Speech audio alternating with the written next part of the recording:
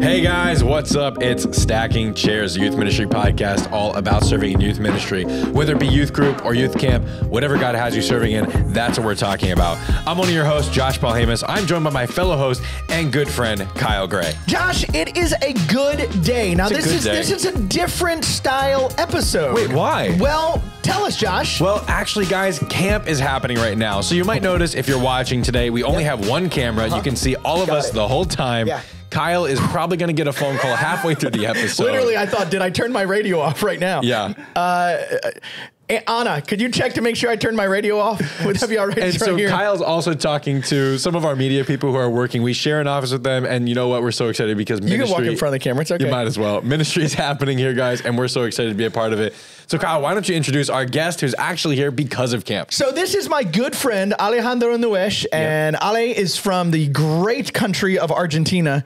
And the best country. The best country. That's okay. Oh, Anna doesn't know how to turn off the radio. Listen, we were just talking about how Ale's favorite part of the podcast is that it feels like it's just off the cuff. It's a conversation. It's a conversation. Yeah. And I think we just proved. Listen, and in the midst of camp. Now, here's what I love. Okay, Josh, one of the things that you and I talked about when we talked about starting this podcast was we really don't want it to be based on you and I. No. And we really don't want it to be your expertise or my expertise. And both of us tried to really say from the very beginning, I'm not an expert. Nope. You're not an expert. Nope.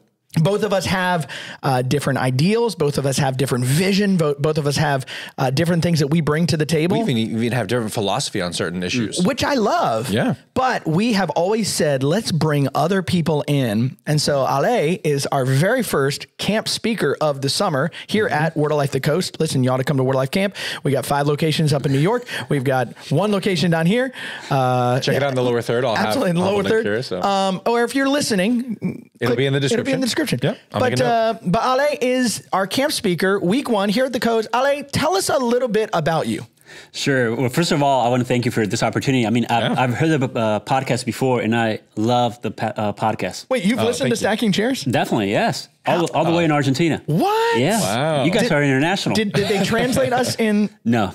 Oh. No. But we can do it. We can You make could it happen. do that. Yeah, definitely. Could you be the voice of Kyle Gray? Yeah, sure. Yeah. So what was the question again?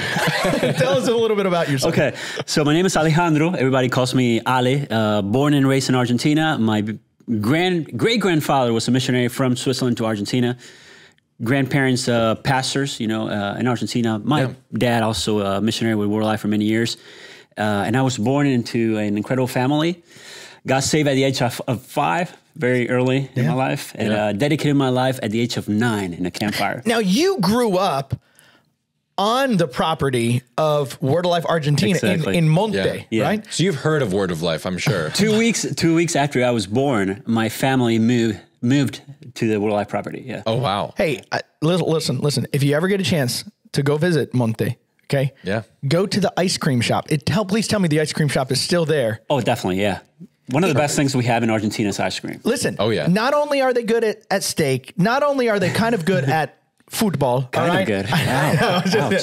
Actually, the only soccer jersey that I own is from... well, and my wife actually is from Argentina as well. So that's crazy. Yeah, you got your soccer jersey from Argentina. I feel like the odd man out at this table. No, you're not. Wow. No. Well, Thank you. You've been to Argentina and you blended right in. That's true. I did. They called me Esquelete.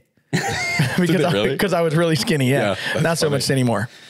Oh. Hey, so Ale, today we are talking about, you have an incredible ministry down in Argentina, both within Word of Life and understanding that ministry is life. You do a lot of stuff outside of Word of Life with this ministry of reaching college students. Yep. Why? Let me just start out with the most basic question. Why is it so important, or why do you feel it necessary to have college ministry?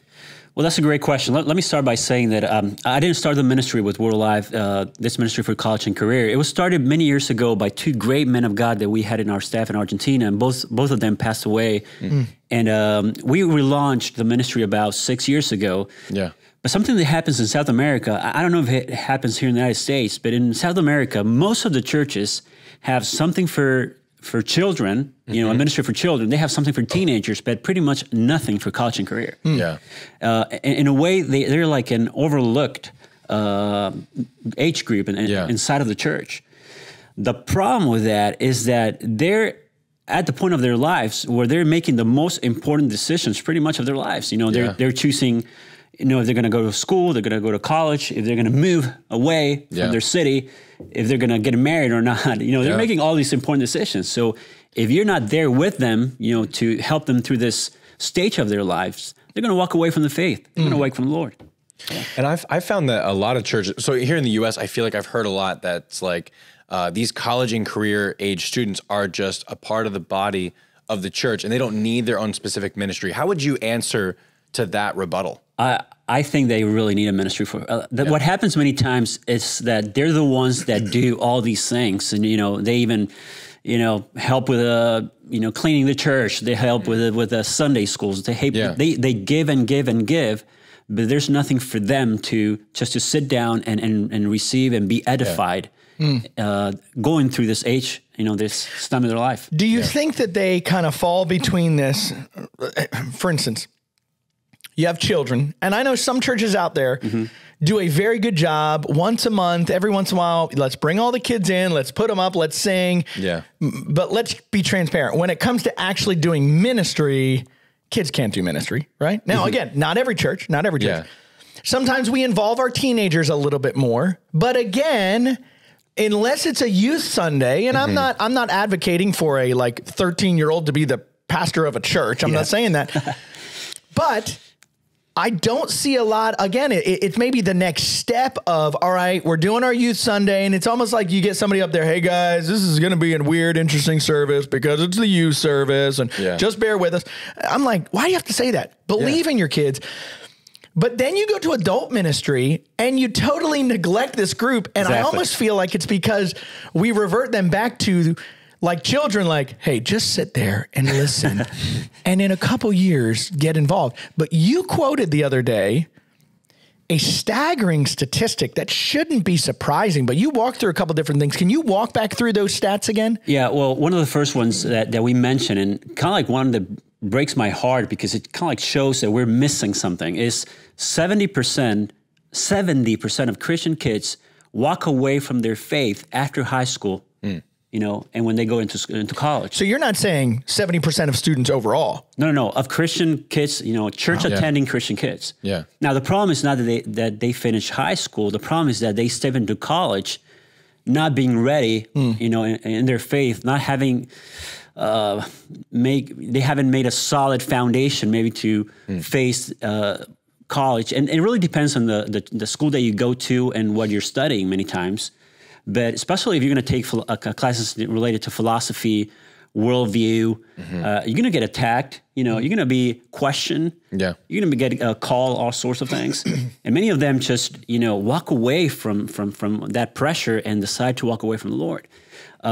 So we definitely need a change. We definitely need to change this view of just seeing the college and career students as a group that can serve inside of the church, but not a group that needs something for themselves. We need to do something for them as well. Yeah. Josh, do you see that happen in your church? So actually, it's funny. The other day I had someone approach me and say, hey, what do you think about like leading a college and career group? And wow. It wasn't someone who was actually asking for me to actually run it. It was someone who was like, hey, why isn't there one? Why don't you and your wife lead it? And I was like, I don't know. I feel like I'm not qualified to lead it, for one, because of my age. Maybe, but I'd love to hear your thoughts on that if you think that's wrong. But the other reason is because I really love the ministry I have in my youth group. And so I think one of the other things is like finding somebody who has a burden for people my age. That's I think is the hardest part of this whole thing. So I'm not blaming anybody specifically because I really don't know. I've never really been a part of a young adult ministry aside from I had one church that offered one when I was in New York, but that's really the only one I've ever even heard of. Well, but I think it can be tough. Like let's talk about this situation.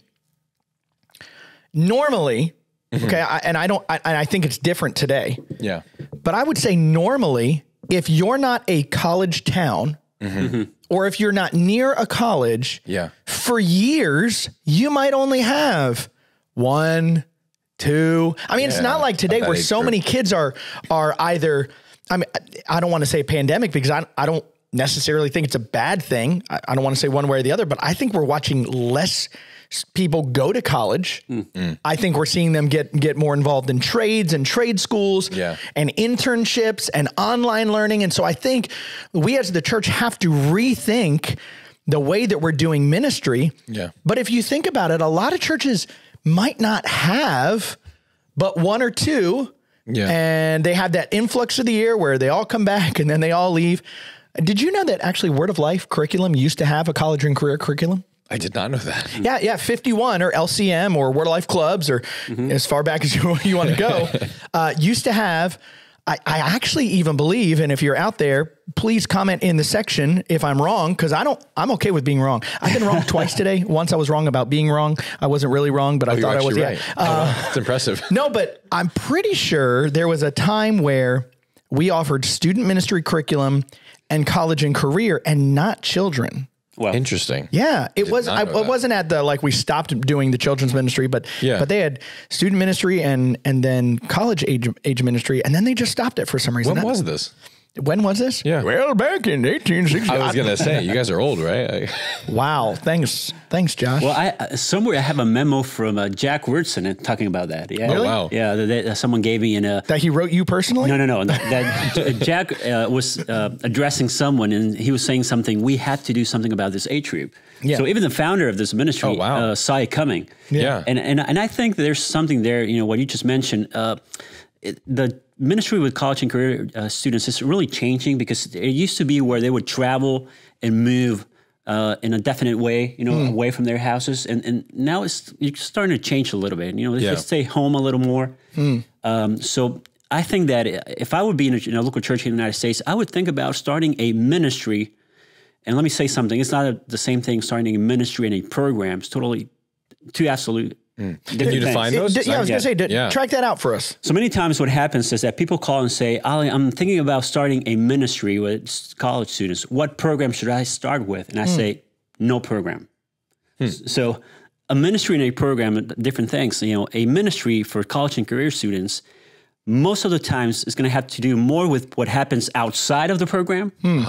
I mean, having coffee and talking for hours. Answering very hard questions that they're going to have, and not necessarily that happens inside of a program. That happens in the one-on-one. Having coffee and you paying for the coffee many times. I heard you guys talk about that earlier. But I think the program is going to come later on in the ministry. When you have a good group and that's a need that we need to fulfill. But first, and I always say this: first you got to be intentional about building a bridge. Gotcha. A relationship with that student that is going to help you to come with the Word of God and be a blessing to their lives. So it's almost like the most important part of ministry we always talk about is like building the relationships. It's almost like starting 100%. The relationships is how you're even going to foster the ability to have a program for a ministry. Yeah, if I would put it in the context of summer camp, and we're here having in the first week here in summer camp. Contextual, nice. Yeah. If you go to a teenager and say, I'm going to be your counselor this week. The teenager doesn't really care. I mean, he's just like, sure, why not? If you go to a young adult and say, I'm going to be your counselor, he's like, who are you? Seriously, I don't know you. Why do I have to open my heart and share with you about my struggles? So it's hard because you got to build, you got to win them over. You got to, you got to build a relationship between you and him or her. And then come with the Word of God, with the counsel of the Word of God. So here, I have a quick question. No, go ahead. I'm curious. What do you do if you see the need for a young adult ministry like that, but you don't have anybody in your church, you don't have anybody in your area who has the burden for that age group? Well, what's next then? What you mentioned a minute ago, when you just said, is key. You got to have a burden because it's not easy. It's unstable a little bit. Because they're involved in so many things. They go to school, they work, a lot of them serve in the church. So it's a little unstable. And if you don't have a burden for them, you give up. I mean, you kind of like get disappointed and you're like, this is not working. Well, maybe it's not working because you're using the same parameter, I don't know if that's the right word, like if you were to be working with teenagers. And it's not the same thing. It's absolutely different. It feels to me, and this is what I was going to say, is you have to have not only a different view, not only a different set of like, well, Josh, I think it goes back to what we talked about before, which is, do I understand the win? Yeah. Can I properly communicate it?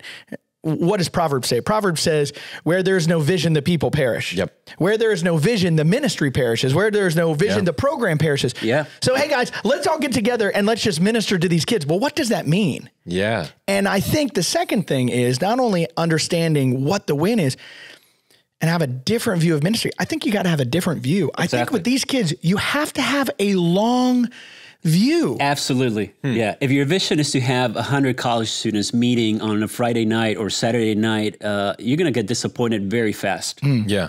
Because it's not going to happen unless you're in a huge church that has been working with them for years. But you gotta see, and you gotta set goals that have to do more with the relationships being built and helping them through this stage of life. Yeah. And again, it goes a lot more around a program than in the program itself. Yeah. So then here's a question.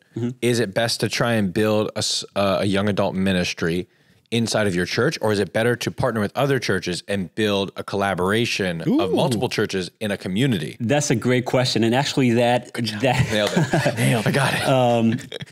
So when we relaunched the ministry about 6 years ago, we were like, how do we start? You know, how do we help the local church? Because we had two types of churches. We had churches that had a good group, you know, and they had like 20, 25, 30, 35 young adults. That's a large group. That's good. And then we had other churches that had 5 young adults who also were the ones in charge of the Bible clubs or the Olympians, you know. So what we decided to do is to do once a month, kind of like a gathering where we go downtown, Buenos Aires or whatever city we go to, and we invite all the college students and young adults that want to come. So like the last one we had young adults from 14 different churches, and they love to get together. That's awesome, yeah. And there's this energy that is created, you know, and it's funny because we start at 8:30 on a Friday night, and we're done by 11:30, and they don't leave. I mean, we're like, okay, we're over. It's, and they're like, okay, you can go home. We're sticking around. But in Argentina, that's when you guys go have dinner too. So. But that at 11:30 at night. That's just starting. That fellowship, that relationship, you know, them coming together from different churches and meeting in one place is great. But what you just asked, Josh, sometimes we don't do it in a church.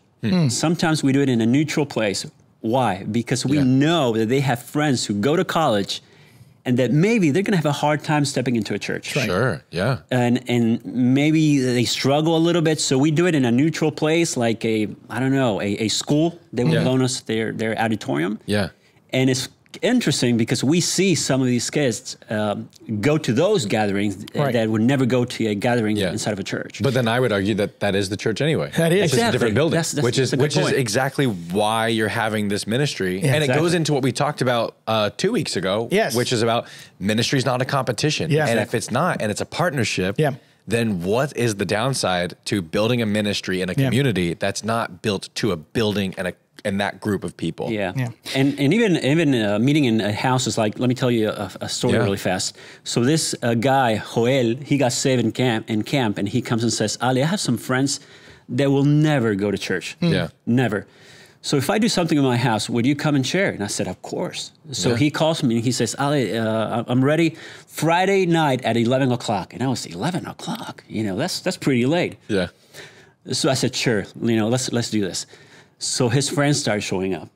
So when his friends came, I was like, oh no, you know, someone's going to take a picture and I'm going to be burned on the stake. How do you call that? I'm going to be stoned to death. I'm going to be stoned to death. But that I kind of like reminded myself of the verse that said that Jesus ate with the sinners.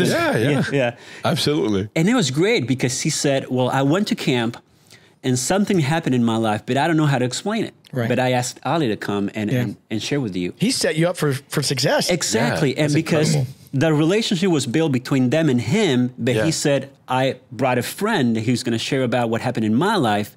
They paid attention. So with the college ministry, we got to be willing to step outside of our comfort zone. And maybe the kind of like the limits that we've set for youth ministry. and step on, I don't know.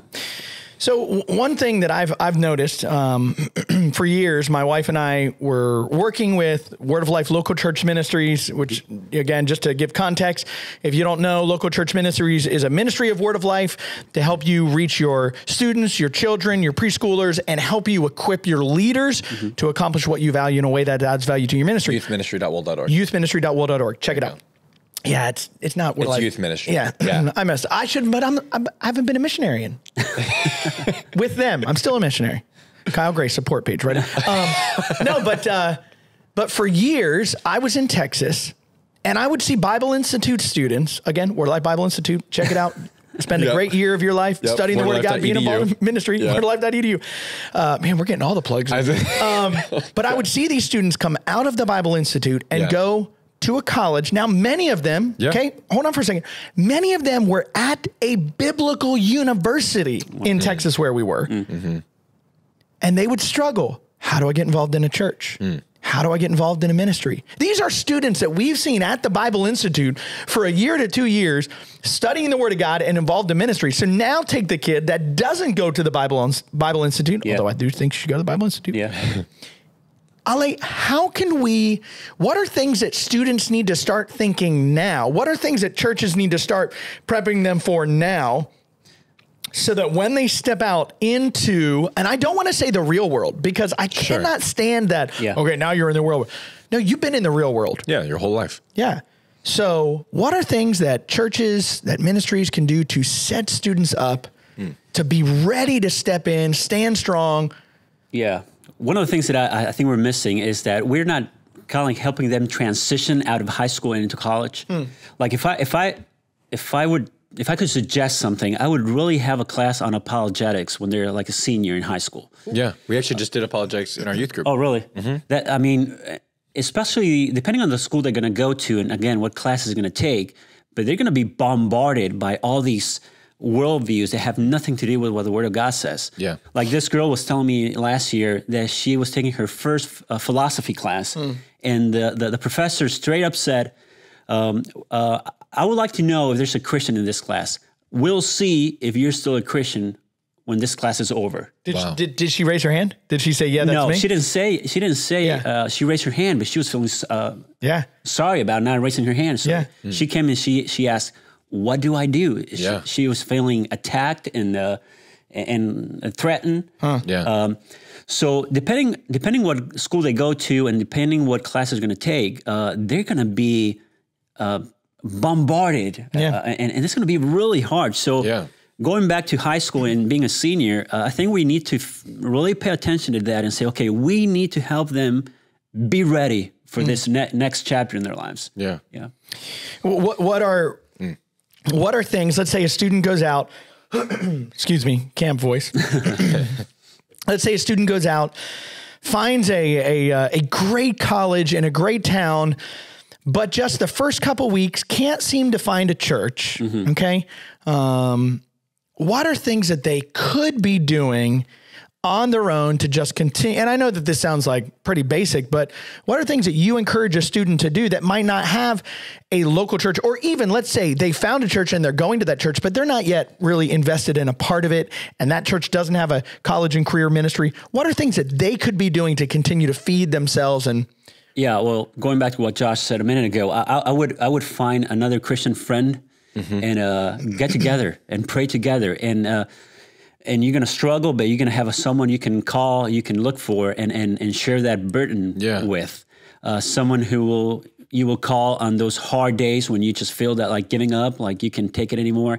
So I would definitely suggest that you look for another Christian friends, and maybe you can start a group inside of your college. You know, who knows?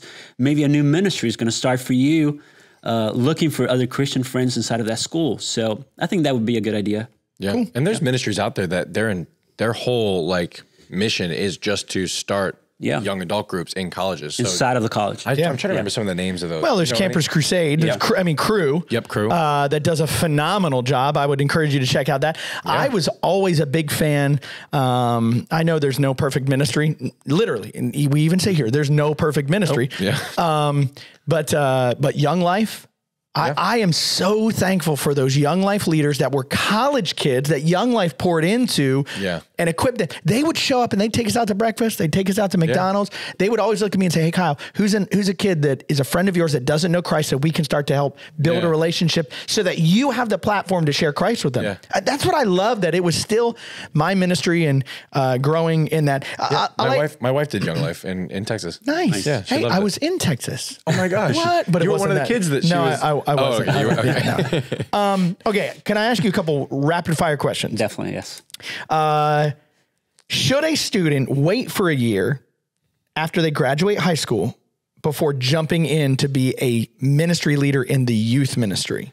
Ooh, that's a great question. Well, first of all, the first thing I would suggest is that after high school, for them to go to the Bible Institute. Hey, Word of Life Bible Institute. And I know people might. It's a good thing. Yeah, but I know people could say, "Oh, you're saying that because you're a Word of Life missionary." No, well, hold up. To some degree, yes. Because if I didn't believe in this organization, I wouldn't work for this organization. We work here because we believe in it. Yeah. But working with college and career, I know what they're going to face. Right. So investing, which is not the same of spending, investing 1 year of their lives. Putting the foundation of their life, and saying, okay, this is what I believe and this is why I believe it, is key. Yeah. It's absolutely key. So let's suppose they go to the Bible Institute for a year and then they move on and go to college. It's probably going to take them a couple months to get used to this new stage, this new chapter in their lives, and figure things out. Yeah. But after that, start something of your own. Start a ministry inside of your school. Start meeting on Wednesdays afternoon or Wednesday nights for coffee, and start meeting together with other Christians. Who knows what God can do through you inside of your school? Second question. Yeah. What do you think is top one, top three biggest things that a Christian college student struggles with in their first year of college? Well, when they were in high school and they were going to a youth group, they had this structure, that whereas many times what happens is that when that structure is gone, it's just them, it's their faith, their values. Yeah. And sometimes that's when they start doubting and struggling a little bit. Sure. So many times it's that lack of structure, which it could be, their parents, their church, or everything all together. So many times it's just that. Wow. Yeah. I do have a last question, but I want to make sure we have time for small groups. And I know we're trying to land. Okay. No, so we're good. How does the church reach this age group? I know we've talked about doing it differently. Give us 2 or 3 practical things that we can do to reach this ministry different than reaching students and teens? So let's suppose that someone in your church has a burden for this this age group, like Josh said. Yeah. First of all, I would go to the pastor and say, okay, I have this burden and I've been praying about it and I want to start a ministry with college and career students. Now, it's not going to be a meeting. You're not going to see 20, 30 people meeting inside of the church. Yeah. But I'm going to start looking for them. I'm going to start getting coffee with them, having long, difficult conversations with them. And sooner or later, you're going to start seeing the fruit, but it's going to take a while. Yeah. It's going to take a while. So I would have that conversation with my pastor for him to understand also the difference between this ministry and the other ministries of the church. Yeah. Because this ministry you have to be patient. You had to have long conversations. You had to buy a lot of coffee and invite him for dinner and invite him for a game or to play with your Xbox. That's why I made coffee for this episode. Yeah. See, that's why I bought an Xbox. Yeah. Me too. I take that one. So it's different. Be patient and be ready. I would also say be ready. I talked about apologetics a minute ago.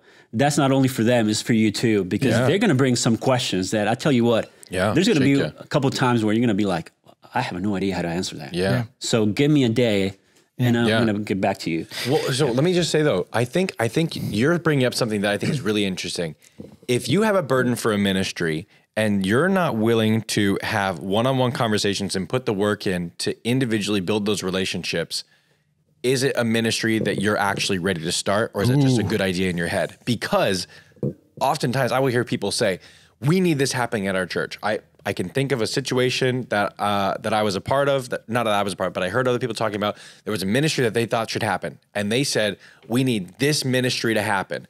And then the people in charge looked at them and said, okay, are you willing to start it?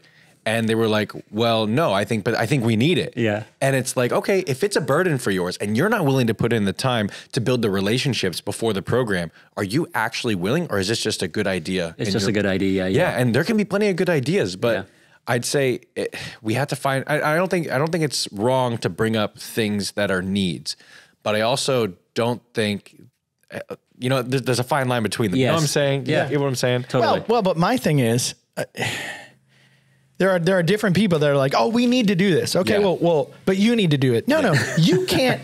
In the same way that you can't change anybody, you can't put a burden on somebody else's heart. Now, here's the problem. The problem is, I know people can get up and they can preach and they can make you feel passion for a burden. Yeah. But just because I feel passion for a burden, it might not be my burden. Yeah. And I might not be willing to. So let me ask you this, Ali. Do you think Jesus had a burden for college and career kids?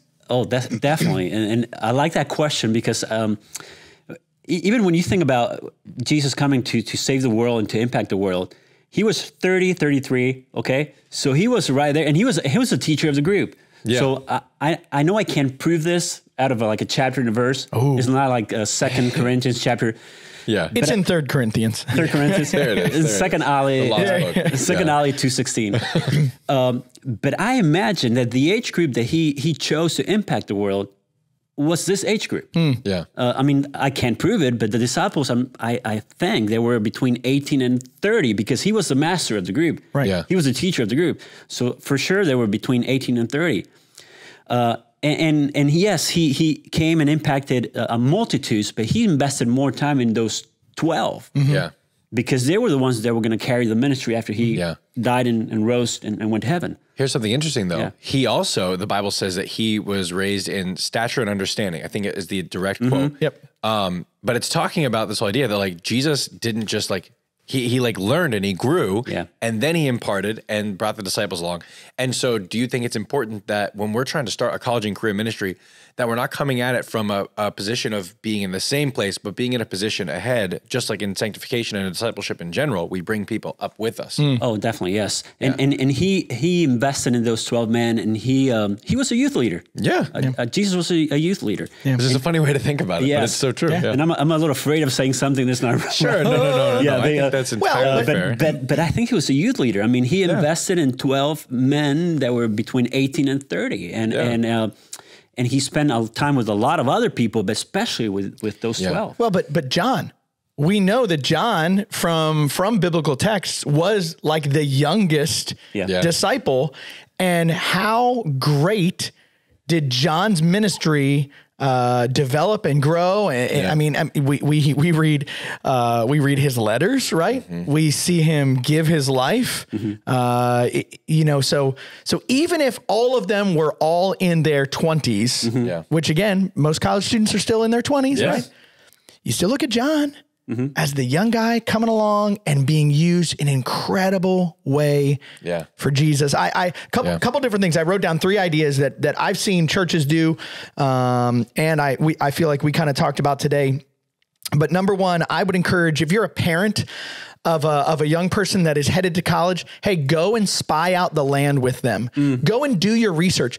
Find a couple churches. Now, parents, at the same time, allow your kid to choose the church they want to go to. Be open for them maybe to choose a less traditional church than you're going to right now, or maybe even a more traditional church.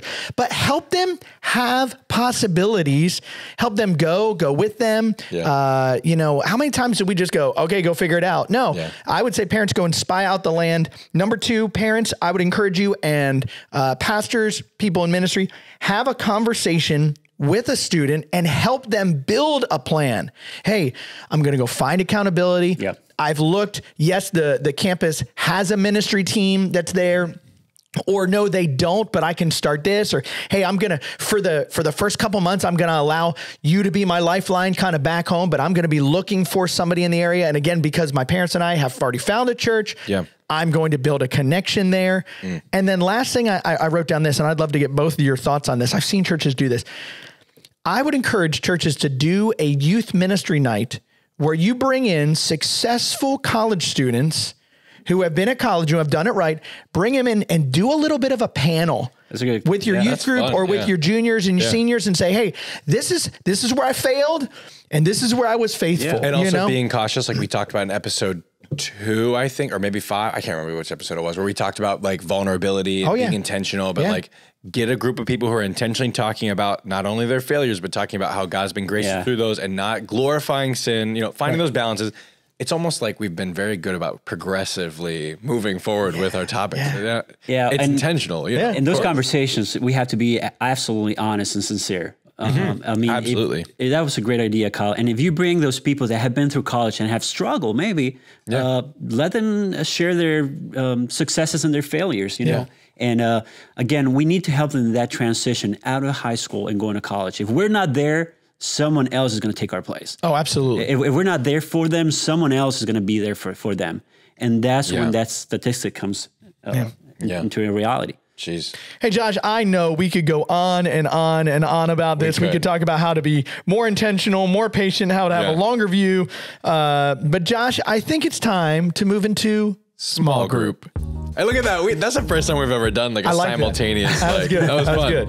All right. So today for small group, if you don't know, small group is a time where we just share about what God is doing in youth ministry. Typically from our guests, if they're here, we just ask them for either an encouraging or a funny story about their ministry. We didn't tell Ale ahead of time that we were going to do this. Okay. No. Which is what makes it just that much more fun. Tell us your deepest, darkest secret.